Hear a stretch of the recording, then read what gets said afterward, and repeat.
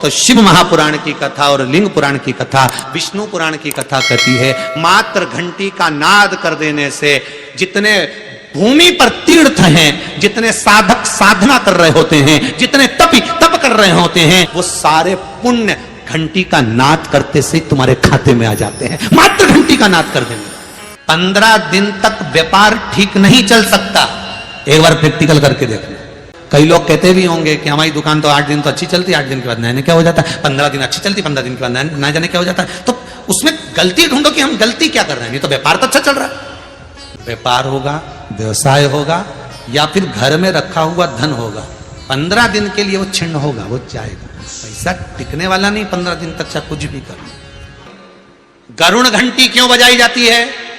मंदिर में घंटी क्यों बजाई जाती है? घंटाल क्यों बजाया जाता है? ताली क्यों बजाई जाती है मंदिर के अंदर? कारण क्या है? शंकर के मंदिर में घंटी क्यों बजाई जाती है? शंकर के मंदिर में उस घंटी को क्यों बजाया जाता है? ताली का नाद क्यों करा जाता है? शिव मंदिर में किस लिए करा जाता है? तो लिंग पुराण कहती है कि मंदिर के अंदर या घर के अंदर आप गरुड़ घंटी जब बजाते हो, घंटी का नाद जब करते हो, उस पल वो सारे पुण्य घंटी का नाद करते से तुम्हारे खाते में आ जाते हैं। मात्र घंटी का नाद कर देंगे। शंकर जी के मंदिर में जाकर ताली का नाद किया जाता है। ताली का नाद शिव मंदिर में क्यों बजाई जाती है? उसका कारण, उस मंदिर में जितने बैठे होंगे, जो भजन कर रहा, तप कर रहा, साधना कर रहा, अभिषेक कर रहा, पूजन कर रहा, 3 बार ताली बजाने से उनका सारा का पुण्य हमारे खाते में 1 सेकंड में आ गया। और हमें लगता है हम शंकर को रिझा रहे हैं। शंकर को रिझाया, शिव ने तुरंत दे दिया। घर में गरुड़ घंटी का नाद करना, इसलिए बच्चों को खेलने के लिए घंटी नहीं दी जाती। गरुड़ घंटी कोई खेलने के लिए नहीं देता। खिलौने दे देंगे, दूसरा सामान दे देंगे, पर गरुड़ घंटी नहीं देंगे। क्यों नहीं देते? क्योंकि गरुड़ घंटी का जब नाद करा जाता है तो सबका पुण्य हमारे खाते में आ जाता है। कोई साधारण घंटी बजाना पूजन के समय पर, स्मरण के समय पर, भजन के, इसलिए घंटी भी हर कभी नहीं बजाई जाती, समय समय पर। और आपसे भी निवेदन है, मंदिर में भी जाओ ना तो घंटी का नाद करो तो बड़े प्रेम से करो। ऐसा नहीं कि तुम लेट बजाए जाओ बजाए जाओ बजाए जाओ।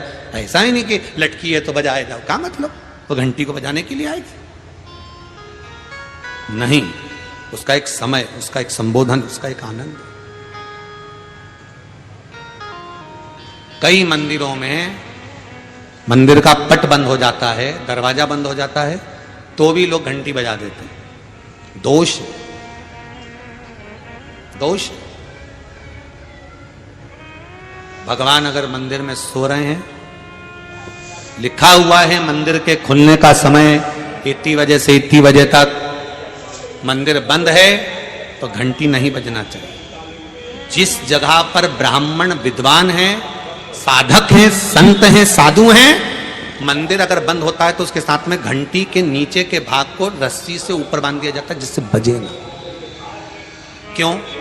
कहते हैं अगर भगवान अगर विश्राम कर रहे हैं, सो रहे हैं, निंद्रावश हैं या पट बंद है, उस समय पट बंद का समय है और घंटी का अगर नाद हो जाए तो कहते हैं 11 ब्राह्मण के भूखे रहने का दोष लग जाता है जीव को, मात्र घंटी बजा देने पर, अगर भगवान विश्राम कर रहे हैं। भगवान विश्राम अवस्था में है, पट बंद है, दरवाजा बंद है और लिखा हुआ है समय, मंदिर खुलने का समय 11 बजे से इतनी बजे तक, मंदिर बंद होने का समय इतनी बजे से इतनी बजे तक। और उस बीच में तुमने तो देख लिया कि पट बंद है, तुम तो आ गए, तुमने तो मन में सोचा हम तो इंदौर से आए, हम तो भोपाल से आए, हम तो वहां से आए, हम तो वहां से आए, और भगवान का मंदिर बंद है तो क्या हुआ, हम तो घंटी तो बजाएंगे, तो बजा ले जा। 11 ब्राह्मण भूखे रहने का दोष तुम्हारे खाते में।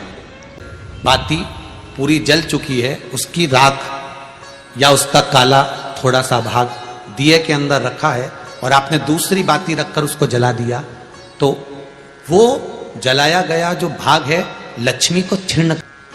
15 दिन तक व्यापार ठीक नहीं चल सकता।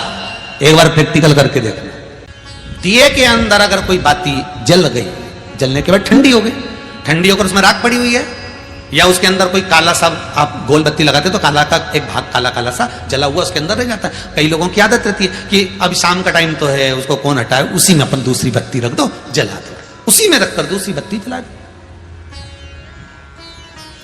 भाग उसी में पड़ा हुआ है पुराना, और आपने दूसरी बत्ती अगर रखकर जला दी है, व्यापार होगा, व्यवसाय होगा, या फिर घर में रखा हुआ धन होगा, 15 दिन के लिए वो छिन्न होगा, वो जाएगा। पैसा टिकने वाला नहीं 15 दिन तक, चाहे कुछ भी कर, ठीक नहीं चल सकता व्यापार। तुम कितना भी दम लगा लो, कई लोग कहते भी होंगे कि हमारी दुकान तो 8 दिन तो अच्छी चलती, 8 दिन के बाद नया क्या हो जाता है, 15 दिन अच्छी चलती, 15 दिन के बाद नया जाने क्या हो जाता है। तो उसमें गलती ढूंढो कि हम गलती क्या कर रहे हैं। नहीं तो व्यापार तो अच्छा चल रहा है, ग्राहक भी आ रहे हैं, सब कुछ होता है। जब 15 दिन ग्राहक आते हैं तो 15 दिन क्यों नहीं आते, 8 दिन ग्राहक आते हैं तो 8 दिन क्यों नहीं आते, उसके पीछे तुम्हारा कोई कारण होगा। फिर अपनी गलती को ढूंढो कि हमारी गलती क्या बोले।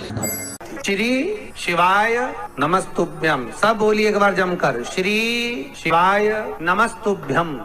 प्रैक्टिकल जरूर करना, कहीं सियोर वाला महाराज झूठ तो नहीं बोल रहा। शास्त्रों की बातें हमारे जीवन में हमें सुख प्रदान करे, इसलिए इस भाव का आनंद करते हुए आज की कथा को विराम